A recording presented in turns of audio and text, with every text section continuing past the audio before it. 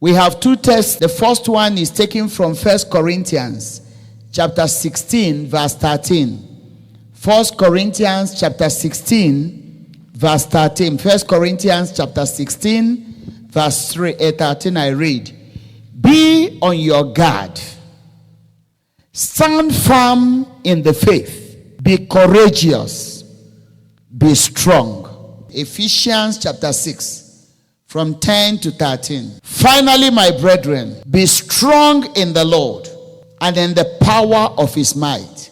Put on the whole armor of God, that ye may be able to stand against the wiles of the devil. For we wrestle not against flesh and blood, but against principalities, against powers, against the rulers of the darkness of this world, against spiritual wickedness in high places.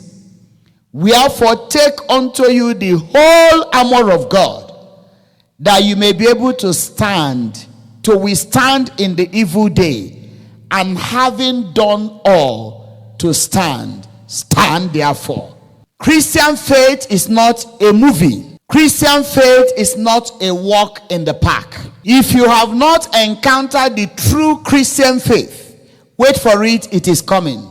I remember when I gave my life to Christ, I looked at the people who started before me, particularly one of them. That one was going through a lot of challenges in school, and I told God, if this is the way to be a Christian, I don't want to grow. Because at that time, as a spiritual babe, everything I asked God, he will do before even finishing. My prayer was 5 minutes, maximum of 10. And by the time I am praying, Father, I need this, somebody will give me money. I say, this thing they walk. Why have I been wasting my time? This is where to be. Christianity is so good, it's so nice. Then I looked at one particular brother. He will do vigil, he will fast, he will pray, and things were not working. I say, I think the people who are strong dealing with the devil, they are the ones that suffer these blows. God, I don't want to grow. I want this baby stage, so that whatever I ask of you, you give me. I kept on operating like that until one time God said, when you have a child that has refused to grow, that child becomes a liability, a burden, and we need to discuss what to do with that child. If you refuse to grow, the devil will still deal with you at this level, and I will leave him to handle you. I say, no, God. No, God.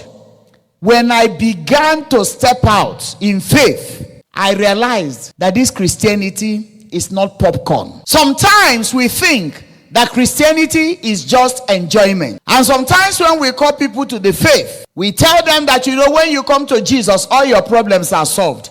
Let me ask all of you here, since you came to Jesus Christ, has he solved all your problems? When we are preaching, we are telling people, just receive Jesus. Immediately you receive him, everything shall be fine. That is a sermon for salvation.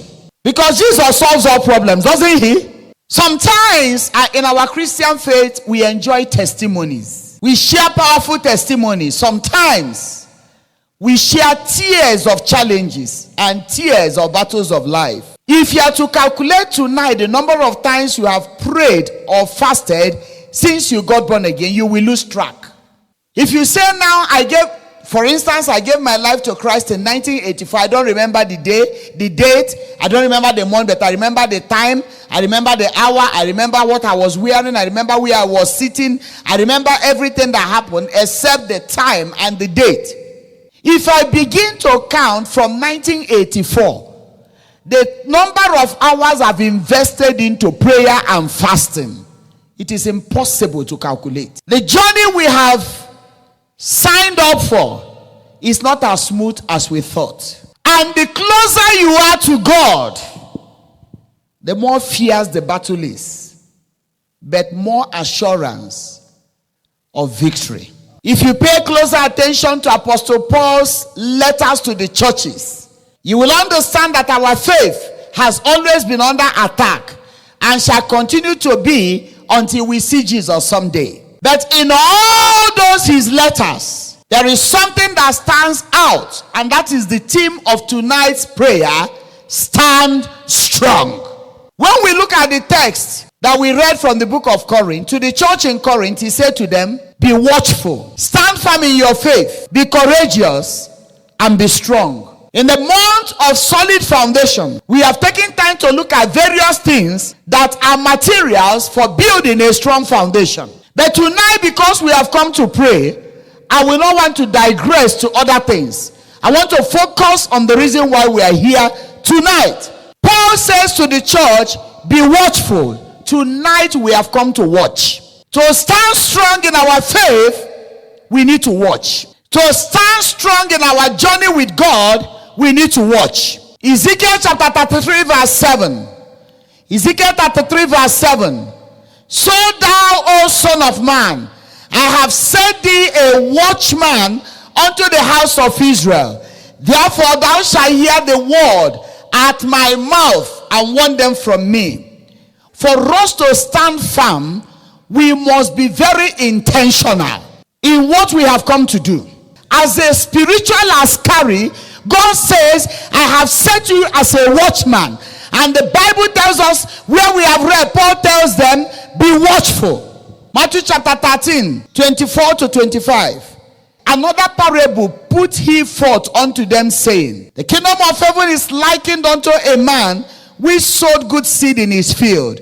But while men slept, he is not the enemy. His enemy came and sowed tares among the wheat and went his way. Note, every man on assignment has a peculiar enemy. The enemy that is assigned to you is totally different from the enemy that is assigned to me. That scripture said, while men slept, his enemy, not their enemies, his enemy, a particular enemy. Why men we are spiritually asleep? Why men we are spiritually careless? Why men we are spiritually ignorant? Why men we are spiritually lazy? Why men we are spiritually nonchalant? The particular enemy assigned to your family, the particular enemy assigned to you as a person, the particular enemy assigned to your business and your career, the particular enemy assigned to your destiny, arrived, sneaked in, and not how he did it. He sowed tares and walked away. Why does the Bible say he walked away? He had all his time. There was nobody at the gate to arrest him. There's nobody to stop him to say, what have you done in my family? He sowed and walked away. Meaning that the gate was open for him. In our family's gates have been opened. In our lives' gates have been opened. So the enemy walks in, sows, and walks out gently. Then when you now wake up, you start fighting battles that you didn't know where they are coming from. You start shooting arrows left, right, and center. But if you were spiritually awake, number one, you would have noticed the particular enemy that came in. You would have been sensitive and alert to notice that this is the enemy that has come into my family. And you will not even allow that enemy to walk away the way he walked in. You will contend in battle. You will stand strong and fight until that enemy gets out of your way. 1 Peter 5:8 says, be sober, be vigilant, because your adversary, the devil, as a roaring lion, walketh about, seeking whom he may devour. In the place of vigilance, in the place of watchfulness, in the place of soberness, you will not allow the adversary to have his way. We are going to stand firm and we are going to declare, I shall not be a victim of the roaming around of the devil on earth. The Bible says he's roaming about, going to and fro without any target. He does not have anybody in mind. Suddenly, you enter into the lane. You become a victim because you are not observant. You are not vigilant. Meaning that the enemy may not be coming for you. But when the enemy looks around and realizes that you are spiritually low, you are spiritually down, you are spiritually lazy, you become a victim of something that was actually planned for someone else. Perhaps the enemy's target is that I'm going to waste this life. But your name was not there, like Judas Iscariot. His name was not mentioned anywhere. But when the enemy is roaring like a lion, angry, looking for who to devour, he targets people that are spiritually asleep, spiritually ignorant. One of the things that fasting does is that it keeps you spiritually awake. When we are told stand strong, it's not by power nor by might. It's not by size. Devil does not relate to us by your physical size. In the natural, when you see people with big bodies and their bodyguards, you run away from them. In the spiritual, it's the opposite. The bodyguards in the spirit may not be big. They may be short like this, but don't cross their ways. He said the devil is moving like a devourer, looking for who to devour. What is that particular thing that is looking for to devour? What is that particular thing? We have been teaching this in the Bible study. In the faith clinic. We have been teaching it in our Sunday service. What is that thing that he's trying to devour? Even if he attacks your money is not his priority, because you can get it again. If he attacks your marriage, that is not his priority. If he attacks your health, that is not his priority. Those are channels, those are processes. When the enemy is roaring like a roaring lion, he's seeking for something, and that is your faith. Every challenge is targeted at your faith. Every challenge you go through in life, whether it's sickness, is for you to deny the faith.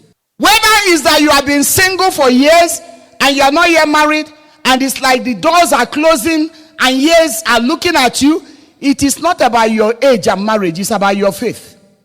When the devil attacks your children, they are attacking to look for your faith.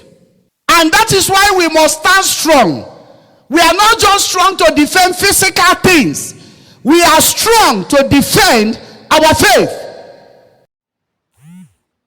To get more sermons like this, kindly subscribe to Pastor Esther Obasi-ike's YouTube channel and turn on the notification bell. Also, follow her on her social media platforms: Facebook, Twitter, Instagram, LinkedIn, and TikTok. All at Pastor Esther Obasi-ike. God bless you. Thank you for listening to this powerful message brought to you by Pastor Dr. Esther Obasi-ike. If this message blessed you, please make sure you like, follow, and subscribe on all her social media channels. She's on Facebook, Instagram, YouTube, X. Type in the word Pastor Esther Obasi-ike and you will see her there. Follow her, leave a comment, and let us know what you thought about this episode. Thank you so much for listening. Have a blessed day, and I'll see you in the next episode.